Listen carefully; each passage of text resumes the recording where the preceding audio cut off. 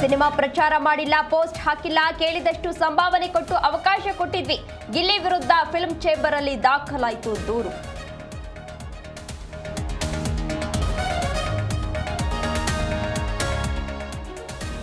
ಐದು ವರ್ಷವೂ ನಮ್ಮ ತಂದೆಯವರೇ ಸಿಎಂ, ಸಿದ್ದರಾಮಯ್ಯ ಅವರನ್ನ ಇಳಿಸಿ ಅಂತ ಯಾರೂ ಕೇಳಿಲ್ಲ. ಹೈಕಮಾಂಡ್ ಸಿಗ್ನಲ್ ಕೊಟ್ಟಿದ್ದಾರೆ ಎಂದ ಯತೀಂದ್ರ ಸಿದ್ದರಾಮಯ್ಯ.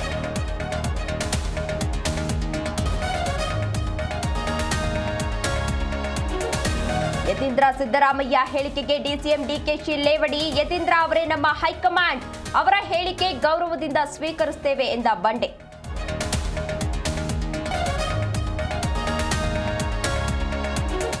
ಚಿತ್ರದುರ್ಗದ ಸರ್ಕಾರಿ ಶಾಲಾ ಮಕ್ಕಳಿಗೆ ಇದೆಂತ ಸ್ಥಿತಿ? ಪ್ರಾಣ ಪಣಕ್ಕಿಟ್ಟು ರಾಷ್ಟ್ರೀಯ ಹೆದ್ದಾರಿ ದಾಟಿ ಬರ್ತಿರೋ ಮಕ್ಕಳು, ಕಂಡು ಕುರುಡರಂತೆ ವರ್ತಿಸುತ್ತಿರುವ ಅಧಿಕಾರಿಗಳು.